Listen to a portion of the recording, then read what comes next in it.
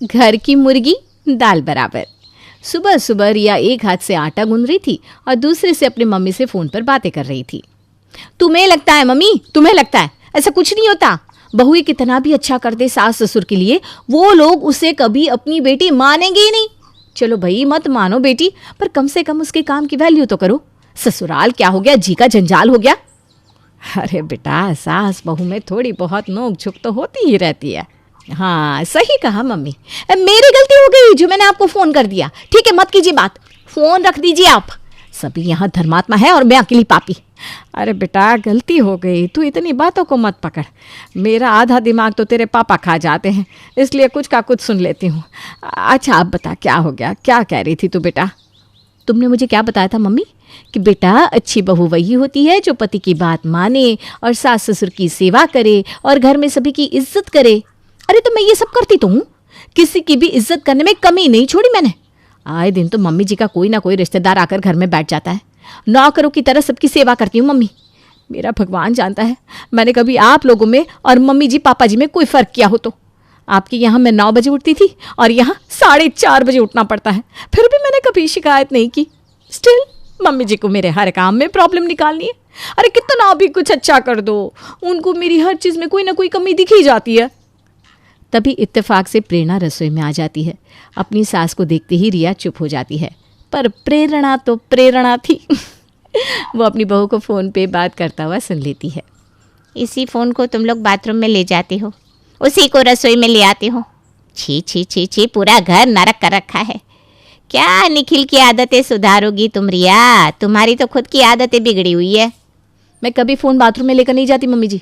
वो तो उस दिन निखिल के बॉस को मुझसे बात करनी थी और मैं बाथरूम में थी तो निखिल ने ज़बरदस्ती अपना फ़ोन मुझे पकड़ा दिया था। मेरा फ़ोन नहीं था वो। अच्छा ठीक है, मान लिया नहीं ले जाती तो बाथरूम में फ़ोन, पर तुझे पता तो है फ़ोन से कितनी रेडिएशन आती है। इसी रेडिएशन वाले खाने को तुम हम सबको परोस दोगी, फिर हम सब पड़ जाएंगे बीमार। फिर कौन करेगा हमारी सेवा? किसे है यहाँ फुर्सत? ऐसी कोई बात नहीं मम्मी जी, मैंने कब आप लोगों की सेवा करने से मना किया है? नहीं किया है, क्योंकि हम अपनी सेहत का ख्याल रखते हैं। किसी दिन हमने बिस्तर पकड़ लिया ना, उस दिन सबका असली रूप दिख जाएगा। अब सब कोई विमला की बहू जैसी तो होती नहीं, जो अपनी सास को हथेली पर बिठा कर रखें। सॉरी मम्मी जी। यही सॉरी पहले बोल देती तो इतना लेक्चर नहीं देना पड़ता मुझे। अब ये सेकी हुई रोटी कुत्तों को खिला देना, मैं ये रोटियां नहीं खाने वाली। ऊपर से बाहर भाई साहब बैठे हुए हैं, अगर वो चिढ़ गए ना तो आफत आ जाएगी। विमला की बहू के साथ तो ऐसी बात होती ही नहीं। अरे ऐसा कुछ करे तो विमला उसे ठीक ना कर दे। खैर सबकी अपनी किस्मत। रिया सारा खाना फिर से बनाती है और बाहर मामा जी को परोसती है। मामा जी पहला निवाला खाकर खुश हो जाते हैं। क्या पराठे बनाया बहू तूने, और ये भिंडी, आहा। सही में अच्छी बनी है क्या भैया? रुकिए ज़रा मैं भी चखूँ। और खाने का पहला निवाला मुंह में लेते ही प्रेरणा कहती है, हाय भैया, झूठ मूठ की तारीफ का लोगों को झाड़ पर चढ़ाने की आदत गई नहीं आपकी। ये क्या ही खाना बनाया है रिया ने? खाना तो आपकी बहू बनाती है। अरे प्रिया के हाथ के इसी खाने के कारण तो पूरा साल मैं आपके घर आने को तरसती हूँ। हाँ हाँ, यहाँ तो मैं गोबर खिला रही हूँ ना आपको। और कुछ इस तरह रिया के ससुराल में उसकी मेहनत को 2 पैसे की भी अहमियत नहीं दी जाती थी। सुबह 4:30 से रात के 12 बजे तक रिया अपने घर का सारा काम करती। मामा जी को खाना खिलाने के बाद रिया उन्हें भेजने की तैयारी करती है और अपने कमरे से शर्ट पीस का कपड़ा निकालकर मामा जी को देने के लिए लेकर जा रही थी। उसे देखते ही करण कहता है, ले आई 2 रुपये का माल, ये ना तुम्हारे मायके में चलता होगा। हम लोगों की इज्जत मत बिगाड़ो। मैं ऐसा कुछ नहीं कर रही हूँ करण, और ये कोई 2 रुपये का माल नहीं है, ब्रांडेड है। और मामा जी रेडीमेड कपड़े नहीं पहनते तो शर्ट की पीस ही दूंगी ना। जब तुम्हें पता था मामा जी आने वाले हैं तो बाजार जाकर आज के ट्रेंड की शर्ट पीस ले आती। अब ये मत कहना कि टाइम नहीं मिला, घर में बैठी रहती हो, काम ही क्या होता है तुम्हें। इतने ताने बानों के साथ रिया अपने मामा ससुर को विदा करती है। हीरा लाल को दरवाजे तक छोड़कर रिया अंदर भी नहीं जाती कि उसकी सास का फ़ोन बज जाता है। अरे मेरी बेटी का फ़ोन आया। हाँ हाँ पूछा बेटा, बता कैसी है तू? पिछले हफ्ते देखा था तुझे, तबीयत तो ठीक है ना बेटा तेरी? कितने दिन हो गए? अब मैं कैसी दिख रही हूँ ये तो मम्मी तुम खुद देख लेना। आ रही हूँ मैं, शाम तक पहुँच जाऊँगी। ये सुनते ही प्रेरणा कहती है, सुन ले रिया, तेरी ननद आ रही है। उसे जो जो खाने में पसंद है सब कुछ बना कर रखना। और हाँ, घर की साफ सफाई का अच्छे से ध्यान रखना। तुझे पता है ना, ज़रा सी भी धूल से उसे ज़ुकाम हो जाता है।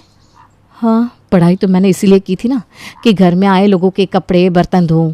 बस टॉयलेट सीट साफ़ करवानी बाकी है, वो भी करवा दीजिए मम्मी जी मुझसे।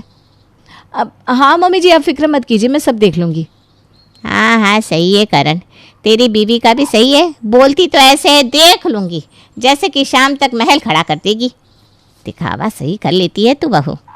शाम को जैसे ही पूजा घर आती है, सभी पूजा के आगे पीछे घूमने लग जाते हैं और घर पर पहला कदम रखते ही पूजा कहती है, ओहो, 4 दिन नहीं हुए मुझे गए और घर की ये हालत हो गई। ये पर्दे कितने गंदे हो रखे हैं मम्मी, और ये सोफ़ा कवर साफ सफाई नहीं हो रही है क्या? अरे मेरी किस्मत में कहाँ है बेटा साफ सफाई, नरक में रखती है मेरी बहू मुझे। अब बुढ़ापे में मैं ज़्यादा बोल तो पाती नहीं, पता चला बेघर कर दिया मुझे। क्या बताओ कैसे रह रही हूँ मैं। ये क्या बोल रही हैं मम्मी जी आप? आज ही तो पर्दे धोए हैं मैंने, वो भी हाथों से। अब तुम मम्मी से ज़बान दराजी करोगी? हैं? तुम्हारे अगेंस्ट तो कुछ नहीं कह रही मम्मी। और अच्छा है ना, पर्दे और अच्छे से साफ़ किए जा सकते हैं, तो क्या दिक्कत है इसमें? मुझे तो इसी तरह साफ़ करना आता है दीदी, आप ही ज़रा साफ़ करके बता दो मुझे, मैं भी सीख जाऊँगी। हाँ हाँ दीदी, दिखाई दो। ये सुनते ही पूजा के तोते उड़ जाते हैं। पर सभी के सामने वो बड़ी ऊंची बन रही थी, तो उसे कपड़े धोने जाना ही पड़ता है। बाथरूम के फर्श पर पर्दे रखकर किसी तरह पूजा उन्हें धोने की कोशिश करती है और उन पर्दों को और गंदा करके बाहर ले आती है। पर उसे सुनाने की जगह प्रेरणा कहती है, देख लिया रिया, ये होती है सफाई। चल बेटा, थक गई होगी मेरा बच्चा, आराम कर ले। पूजा जैसे ही अपने कमरे में आराम करने के लिए घुसती है, वो जानबूझकर ज़ोर ज़ोर से खांसने की एक्टिंग करना शुरू कर देती है। क्या हो गया दीदी? डस्टिंग तो मैंने करवाई थी। हाँ मतलब मैं एक्टिंग कर रही हूँ ना। एक काम बोला था तुझे, वो भी नहीं हुआ। चल पूजा बेटा, तू ही इसे एक बार झाड़ू घुमाकर दिखा दे। ये क्या? अब पूजा को मजबूरन झाड़ू उठानी पड़ती है और वो पूरे कमरे में घुमाती है, पर कमरे से धूल का एक भी कण नहीं निकलता। देखा, ऐसी होती है सफाई। Now I am feeling good मम्मा। मेरे हाथ का किया काम कभी आपको पसंद आ सकता है क्या मम्मी जी? घर की मुर्गी दाल बराबर बना कर रख दिया है सबने मुझे। बेचारी रिया का तो मन ही टूट चुका था। वो कितनी भी कोशिश कर रही थी, उसके बाद भी उसे सिर्फ और सिर्फ ताने सुनने को मिल रहे थे। और रिया के जख्म पर नमक लगाने अगली सुबह विमला अपनी बहू के साथ हाथ में टिफ़िन लिए प्रेरणा के घर पहुंच जाती है। मेरी पूजा आई हो और मैं ना पहुंचूं, ऐसा कभी हो सकता है क्या? क्या बताओ प्रेरणा, पूजा आई है ये सुनते ही प्रिया से तो रहा नहीं गया, सीधा रसोई में चली गई और फ्राइड राइस और दम आलू बना लिया सबके लिए। आंटी जी आप बैठिए, मैं अभी खाना परोसती हूँ। ये होते हैं संस्कार। वाह बेटा वाह, जीती रहे। खुशबू कितनी अच्छी आ रही है। आहा हा हा। अरे मेरी बहू है ही ऐसी प्रेरणा, ज़रा भी मुझे हिलने तक नहीं देती घर पर। देख नहीं रही है जब से आई है मेरा वज़न कितना बढ़ गया है। वही बात है विमला, सबकी किस्मत एक सी नहीं होती। बस इस बात की खुशी है कि आज प्रेरणा हमारे लिए खाना बना कर ले आई है। कम से कम पूजा को कुछ अच्छा खाने तो मिलेगा, वरना बेचारी को रूखा सूखा खाकर ही यहाँ से वापस अपने ससुराल लौटना पड़ता। हाँ आंटी जी, हमारे घर में पानी नहीं है ना, इसलिए सब कुछ सूखा सूखा लगता होगा दीदी को। प्रिया के हाथ का खाना रूखा सूखा नहीं लगेगा, दम आलू में भर भर के पानी जो डाला है प्रिया ने। ये सुनती ही प्रिया ज़ोर ज़ोर से रोने का ड्रामा करने लगती है। किसी और को अपनी सास मानना गलत है क्या आंटी जी? मेरे मन में प्यार आ गया आपके लिए और मैंने खाना बना दिया, तो कुछ गलती कर दी क्या आंटी जी? अब मैं कभी आपके घर खाना बनाकर नहीं लेकर आऊँगी। इसकी तो आदत है लोगों से जलने की। सच बताती हूँ प्रिया, अगर तू हमें पहले मिली होती ना, आज मेरी भाभी तू होती। सभी प्रिया को इस तरह मनाने लग जाते हैं मानो इस घर की बहू रिया नहीं वही हो। कुछ देर बाद शांत होकर प्रिया सभी को अपने हाथ का बना खाना परोसती है। खाना ऐसा बेस्वाद था कि रिया से तो निगला नहीं जा रहा था। मुझे लगता है प्रिया के नाम में ही कोई बात है। मेरे बड़े भाई की बहू का नाम भी प्रिया है, और क्या अच्छा खाना बनाती है। आहा, मज़ा आ जाता है। और दूसरी प्रिया तू, कभी कभी तो मुझे समझ में नहीं आता, तुम दोनों नहीं होती तो मेरा क्या होता। हे राम, चावल तो सारे के सारे कच्चे पड़े हैं। प्रिया, ये प्याज ज़्यादा बड़े बड़े नहीं डाल दिए तुमने दम आलू में? प्याज कहाँ दिख रहा है तुझे बहू? ये तो बिना लहसुन प्याज की सब्जी बनाकर लाए हैं मेरे लिए। मेरी प्रिय पत्ता गोभी है इसमें। कभी कभी अपनी बहू की भी तारीफ कर लिया कीजिए प्रेरणा जी। बाहर का पत्थर भी आपको हीरा लगता है और खुद का हीरा भी पत्थर। अरे तो सर पर बिठा लूँ क्या इसे? अगली सुबह प्रेरणा और पूजा आराम से सोफे पर पैर फैलाए बैठी थी और सुबह की उठी रिया पसीने से लात-पात इधर से उधर भाग भाग कर काम कर रही थी। अरे बैठ जा बहू, थोड़ा सुस्ता ले। क्या बैठ जा हैं? क्या किया है इसने सुबह से? ए बहू, जा 2 कप चाय लेकर आ मेरे और पूजा के लिए। सिर्फ चाय नहीं मम्मी, मुझे गैस हो जाती है। भाभी ज़रा नाश्ता भी ले आना। रिया किचन में से चाय के कप और नाश्ते की प्लेट लेकर बाहर आती है और जैसे ही वो चाय पीना शुरू करती है, हे राम, क्रॉकरी सेट भी आप लोगों की एक सी नहीं है। So down class. अच्छा है मेरे साथ ये नहीं आए, वरना मेरे मायके की तो इज्जत ही चली जाती मेरे ससुराल वालों के सामने। कोई किसी और कप में चाय पी रहा है, कोई किसी और कप में, और ये नाश्ते की थाली सत्यानाश कर रखा है बर्तनों का भाभी आपने तो। किचन में नया कप सेट पड़ा है दीदी। मेहमान आते तो मैं ऐसे ही थोड़ी ना किसी भी कप में चाय ला देती, पर दीदी घर में तो अपने ही लोग हैं, इसलिए मैंने बिना देखे सेट के अलग अलग कप उठाकर उसमें चाय डाल दी। और बर्तन तो इससे ज़्यादा साफ़ क्या ही होते हैं। होते हैं ना बहू, होते हैं। इनके घर के बर्तन शीशे जैसे साफ होते हैं, जो शीशे की जगह बर्तनों में चेहरा देखते तेरी सास की तरह। एक बार विमला के घर जाओ, देखो सच में अगर बर्तनों में चेहरा नहीं दिख गया ना तो मेरा नाम भी प्रेरणा नहीं। और ये है मेरी कामचोर बहू, जो ऐसा काम करती है कि बर्तनों को देखकर ज़रा भी ऐसा नहीं लगता कि स्टील के बर्तन है ये। उसी रात संतोष अपनी बहू के पास जाता है और उसे कहता है, बहुत हो गया बहू, कब तक सहती रहेगी? तो मैं क्या करूं पापा जी?